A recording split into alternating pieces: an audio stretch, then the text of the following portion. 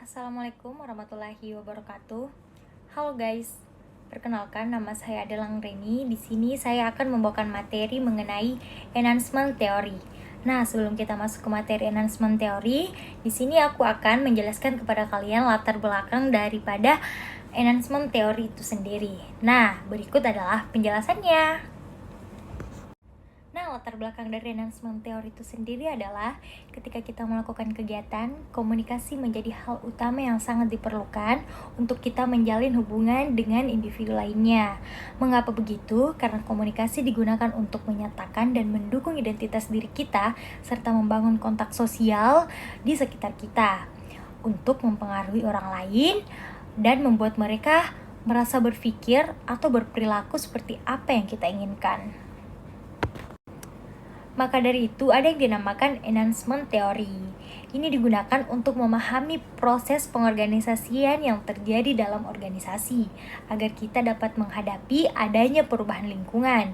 Nah, teori ini digunakan untuk memahami cara orang berpikir dan bertindak sebagai anggota organisasi dan menjalankan hubungan antar kegiatan anggota organisasi dan lingkungan. Oke, komunikasi menjadi salah satu hal yang sangat penting bagi keberlangsungan hidup manusia. Tanpa adanya komunikasi, maka orang akan kesulitan untuk memahami sesuatu. Komunikasi menjadi hal yang penting pula dalam kegiatan berorganisasi. Sesuatu dapat dikatakan organisasi apabila di dalamnya terdapat dua orang atau lebih yang saling beraktivitas guna mencapai tujuan bersama. Nah, organisasi yang ada berada di Indonesia tentunya menggunakan konsep teori dari para ahli. Salah satu ahli yang digunakan sebagai pedoman dalam berorganisasi adalah teori Carl Weick.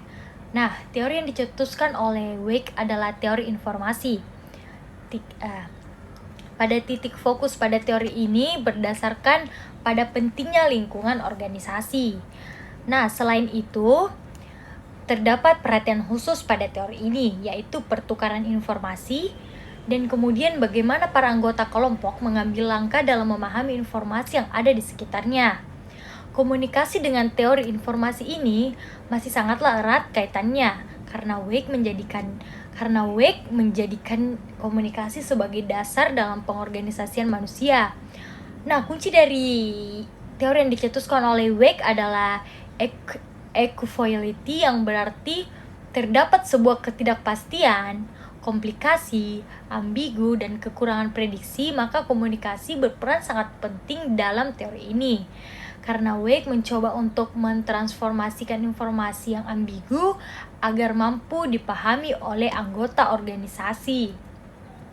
Nah, teori informasi atau enhancement theory menjelaskan bahwa organisasi memiliki karakteristis, kompleksitas, dan perubahan lingkungan yang berbeda-beda tergantung bagaimana persepsi mereka.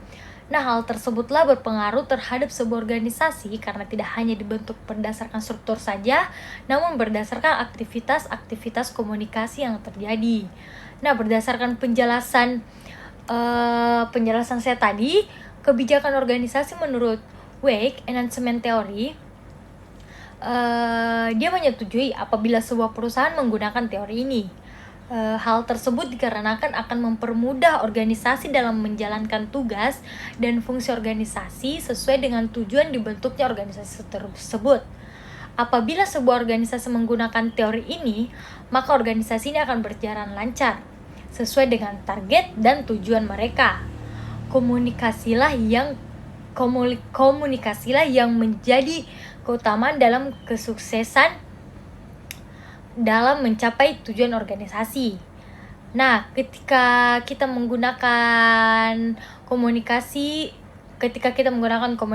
maka akan tercipta keselarasan dan harmonisan antara anggota organisasi. Hal ini juga sebagai perwujudan dari teori Weick yang tidak mengutamakan organisasi dari strukturnya, namun interaksi dan keterlibatan yang terjadi dalam organisasi tersebut. Oke, jadi komunikasi juga menjadi sarana dalam penyebaran informasi yang ada. Ketika terdapat informasi yang tidak jelas atau ambigu, maka disinilah konsep teori Weick bekerja. para anggota organisasi akan berusaha mencari jalan keluar untuk mengurangi disonan dari informasi yang jelas tersebut. Nah, mereka juga akan mencari cara agar informasi tersebut dapat dipahami oleh semua anggota organisasi. Melalui interaksi tersebut, maka akan tercipta hubungan yang jauh lebih baik dan erat. Struktur organisasi tidak lagi terlalu diperhatikan ketika relasi yang terjalin jauh lebih kuat melalui berbagai interaksi yang terjadi. Nah, itu adalah sedikit penjelasan mengenai enhancement theory. Nah, sekarang kita udah masuk di apa itu enhancement theory. Nah, pertama-tama, enhancement menurut Wake pada tahun 1988, ia menyatakan enhancement theory adalah efek ketika orang bertindak, mereka mewujudkan struktur dan peristiwa serta menjadikannya sebuah tindakan. Nah, proses pengesahannya itu melibatkan 2 langkah.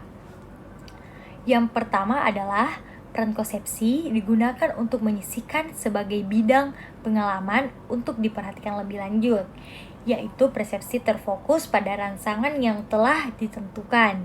Yang kedua adalah orang bertindak dan konteks sebagai pengalaman yang dipandu oleh prasangka sedemikian rupa untuk memperkuat prasangka tersebut. Oleh karena itu, perhatian terhadap rangsangan tertentu akan memandu tindakan selanjutnya, sehingga rangsangan tersebut dipastikan penting. Nah, teori ini diterapkan untuk menjelaskan bahwa organisasi adalah sebuah proses hidup. Wake menyamarkan pengorganisasian informasi sebagai proses komunikasi untuk menyampaikan informasi guna mencapai tujuan organisasi. Teori Wake menggunakan komunikasi sebagai sebuah dasar bagi pengorganisasian manusia dan memberikan sebuah pemikiran untuk memahami cara manusia berorganisasi. Proses pengorganisasian ini berkembang dalam 3 bagian, yaitu enhancement, seleksi, dan retensi. Nah, berikut adalah penjelasan mengenai enhancement, seleksi, dan retensi. Nah, teori enhancement digunakan untuk memahami proses pengorganisasian yang terjadi dalam menghadapi adanya perubahan lingkungan. Teori ini digunakan untuk memahami cara orang berpikir, bertindak sebagai anggota organisasi, dan menjelaskan hubungan antara kegiatan anggota organisasi dan lingkungan. Nah, kegiatan organisasi berfungsi untuk mengurangi ketidakpastian informasi organisasi. Nah, ini memiliki karakteristik kompleksitas dan perubahan lingkungan yang diresepsikan manajemen secara kolektif. Nah, enhancement adalah proses di mana individu membangun, menata kembali, dan menghancurkan banyak fitur objektif dari lingkungan, sehingga enhancement bukan hanya persepsi saja. Oke, sekarang kita udah masuk di asumsi dasar. Nah, asumsi dasar dari enhancement theory yang pertama adalah anggota-anggota organisasi menciptakan dan mempertahankan perasaan yang dimiliki bersama mengenai realistis organisasi yang berakibat pada pemahaman yang lebih baik mengenai nilai-nilai sebuah organisasi. Yang kedua adalah penggunaan interpretasi simbol sangat penting dalam budaya organisasi. Oke, yang ketiga adalah budaya bervariasi dalam organisasi-organisasi yang berbeda, dan interpretasi tindakan dalam budaya ini juga beragam. Oke guys, sekarang kita udah masuk di tujuan dasar dari enhancement theory. Nah, tujuan dasar dari enhancement theory adalah untuk mencapai kesamaan pandangan atas ide yang dipertukarkan, untuk mengubah sikap, mengubah opini, mengubah perilaku, dan mengubah masyarakat. Ini dimanfaatkan untuk mewujudkan tujuan organisasi yang baik, seperti organisasi komersial, seperti lembaga bisnis dan industri, ataupun organisasi-organisasi sosial seperti lembaga rumah sakit maupun institusi pendidikan. Terus komunikasi dan keberhasilan sebuah komunikasi saling berhubungan. Komunikasi juga dapat memperbaiki kestabilan organisasi apabila organisasi tersebut dalam masa kritis. Nah, di sini aku akan memperlihatkan kepada kalian 2 jurnal yang telah aku dapatkan. Nah, jurnal yang pertama itu adalah ini dia, Proses Organisasi Informasi COVID-19 pada Media Sosial Instagram, Kementerian Komunikasi dan Informatika Republik Indonesia.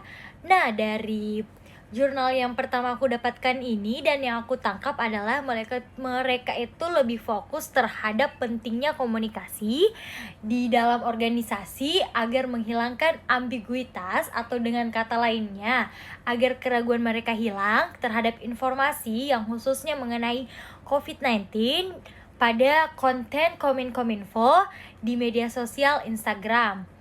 Nah, untuk jurnal yang kedua itu sendiri adalah yang berjudul Analisis Informasi Organisasional Kelompok Masyarakat Siaga Bencana dalam Upaya Mengurangi Risiko Bencana. Nah, dalam jurnal yang kedua ini yang aku tangkap adalah komunikasi dalam organisasi itu sangat penting agar kita dapat membuat masyarakat mengikuti panduan dari kita. Contohnya itu seperti kita mudah membuat masyarakat dalam pengurangan bencana dengan membuat mereka aktif mempelajari, menganalisis, mengelola, memantau, dan mengevaluasi risiko suatu bencana yang akan terjadi dalam daerah mereka itu sendiri. Nah, sekarang kita udah masuk di bagian contoh dari enhancement teori itu sendiri. Nah, contoh yang pertama akan aku kasih ke kalian yaitu ketika seseorang memahami dan memaknai suatu situasi berdasarkan tindakan dan pengalaman mereka. Nah, misalnya ini ketika seseorang menganggap bahwa berbicara dengan orang lain adalah cara terbaik untuk mengatasi masalah, maka mereka akan cenderung melakukan tindakan tersebut saat menghadapi masalah. Jadi ketika mereka menghadapi masalah itu, mereka akan cenderung terus berbicara pada orang yang pada orang tertentu ya guys. Ini tidak ke semua orang, tapi pada orang tertentu. Jadi saat dia ingin mengatasi masalah dia sendiri, dia itu harus berbicara dulu dengan seseorang, karena itu menurut pengalaman dia, ketika dia berbicara kepada seseorang, dia bisa mengatasi masalahnya, dan ketika dia tidak berbicara kepada seseorang, dia tidak bisa mengatasi masalahnya. Seperti itu. Nah, contoh kedua yang dapat saya berikan kepada kalian adalah seperti ini. Saya pergi ke suatu kafe atau suatu tempat makan. Nah, pas saat saya sampai ke tempat makan ini, saya melakukan tindakan memesan makanan yang belum pernah saya makan sama sekali. Nah, saat saya makan ini, ternyata makanan ini tidak enak untuk saya makan. Nah, kemungkinan besar saya tidak akan pesan makanan ini lagi di masa depan, karena saya sudah punya pengalaman bahwa makanan ini itu tidak enak. Nah, ini adalah contoh kedua yang saya ambil dari enhancement theory. Nah, kita udah masuk nih di contoh yang terakhir. Contoh yang terakhir ini masalah kepercayaan. Masalah kepercayaan ini terjadi karena ada tindakan dan ada pengalaman.